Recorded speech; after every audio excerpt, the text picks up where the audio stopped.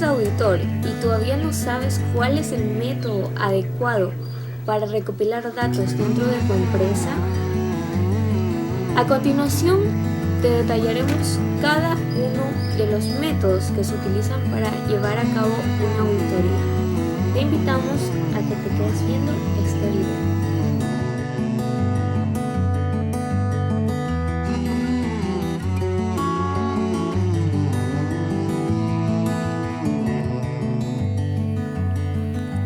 La entrevista. Esta es la principal herramienta de recopilación de datos que utiliza un auditor. Se realiza en forma directa, cara a cara y a través de algún medio de captura de datos, donde el auditor comienza a interrogar, investiga y confirma directamente con el entrevistado sobre los aspectos que se está auditando. Para entender y seguir un procedimiento bien estructurado, servirá al auditor del sistema para llevar a cabo una buena investigación, ya sea con el apoyo de la entrevista. Para tener en claro una buena entrevista, nos damos a conocer los siguientes procedimientos, que es el inicio, la apertura, el cima, clímax y cierre. En el inicio, esto consta de una corta explicación del objetivo de la entrevista y la solicitud de cooperación por parte del entrevistado. En la apertura, es la parte del auditor inicia formalmente su interrogatorio, ya sea con preguntas breves, simples y sin sondeo, sin profundizar sobre algún tema en especial, cuyo propósito es obtener posibles respuestas para iniciar la conversación. En el cima o clímax, esta es la parte de la entrevista en donde el auditor, con base en su habilidad y experiencia, obtiene la información medular para la investigación. El tema objeto de la entrevista que adquiere mayor interés. En cierre, esta es la parte donde el auditor proporciona una absoluta libertad al entrevistado, por si quiere agregar algo que le permita complementar los datos antes recopilados mediante una hábil conducción de cierre. A continuación le presentaremos los tipos de entrevistas, lo cual son entrevistas libres, entrevistas dirigidas, entrevistas de exploración, entrevistas de comprobación, entrevistas de información y entrevistas informales. En las entrevistas libres, estos son buenos de utilizar en estos tipos de entrevistas para cualquier evaluación del sistema.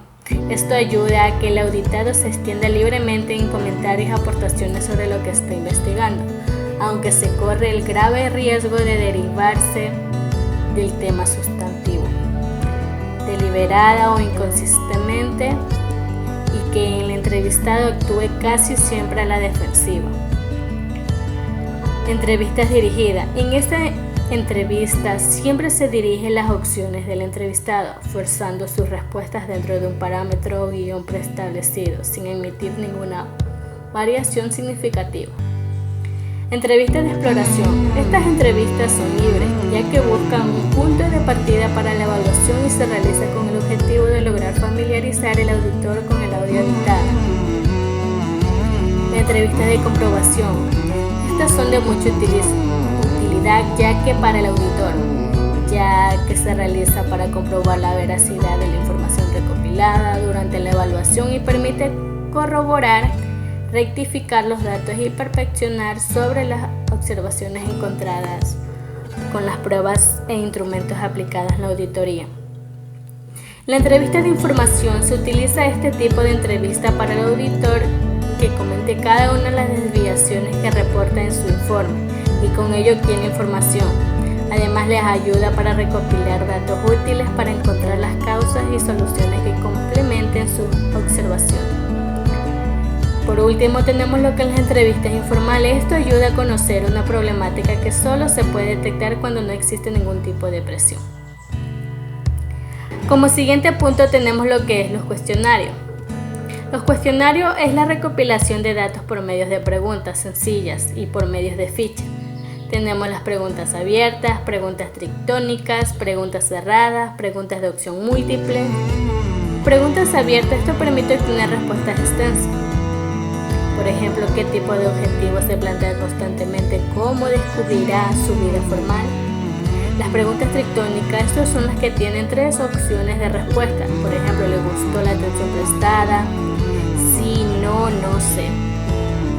En las preguntas cerradas permite obtener respuestas que sean acorde a la opción del encuestado y tiene por lo general dos opciones, lo cual, por ejemplo, tenemos lo de si le gusta su trabajo, sí o no. En las preguntas de opción múltiple, estas preguntas dan muchas opciones, pero lo que se puede seleccionar es una. Por ejemplo, ¿cuál es su canal favorito? Tenemos lo que es Encuavisa, RTS, Teleamazonas, TC Mi Canal. Cualquiera de esas cuatro tiene que elegir solo uno.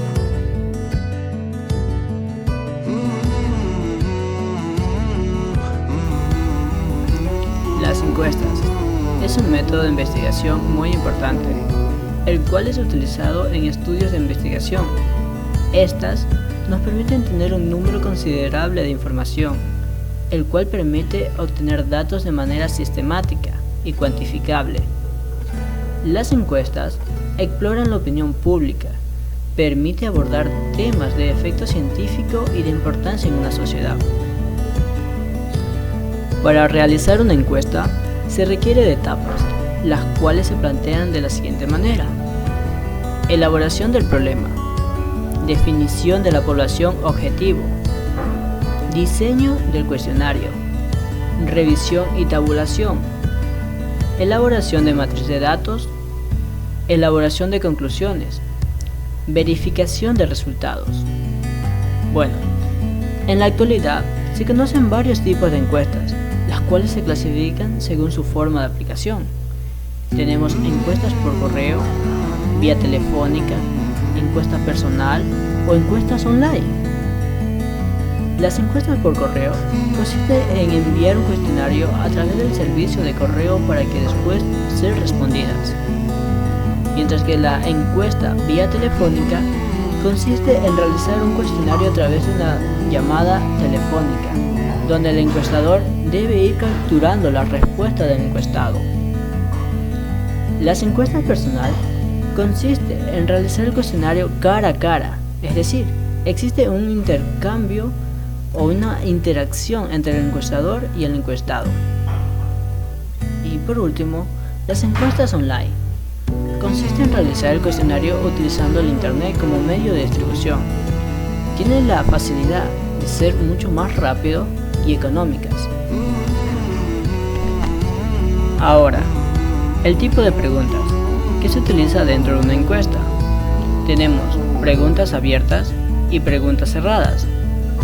Dentro de las preguntas abiertas, tenemos la libertad de responder libremente a cada pregunta, el cual nos permite obtener respuestas más profundas y también posibles respuestas que no habríamos pensado. El problema aquí es que es mucho más difícil que cuantificar y se debe interpretar las respuestas. Preguntas cerradas es donde se debe elegir una de las posibles opciones. Su principal ventaja es que son mucho más fáciles de cuantificar. Sin embargo, en ocasiones ninguna de las opciones refleja el pensamiento del participante. El método de observación.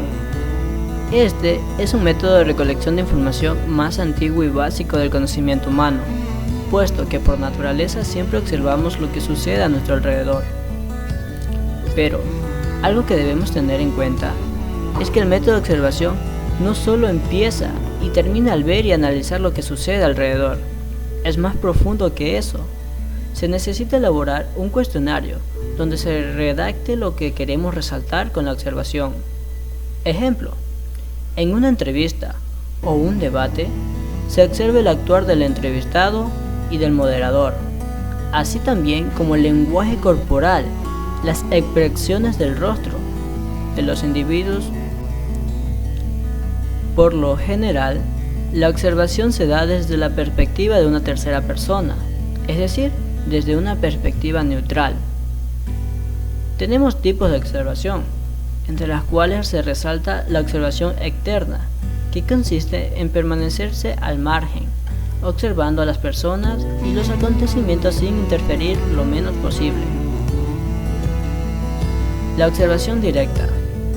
Este es un método de recolección de datos que consiste básicamente en observar al objetivo de estudio dentro de una situación particular, sin intervenir o alterar el ambiente en el cual se desenvuelve. Como dijo Albert Einstein, si quieres entender a una persona, no escuches sus palabras, observa su comportamiento. Amigos, tengan ustedes el gusto con Gemma Hidalgo. Bueno, hablaremos un poco de lo que es un inventario y muestreo relacionados en el área informática. Bueno, el inventario de equipo informático se trata de un trabajo de recopilación de toda la información relativa a los equipos que podamos o queramos almacenar para su posterior evaluación.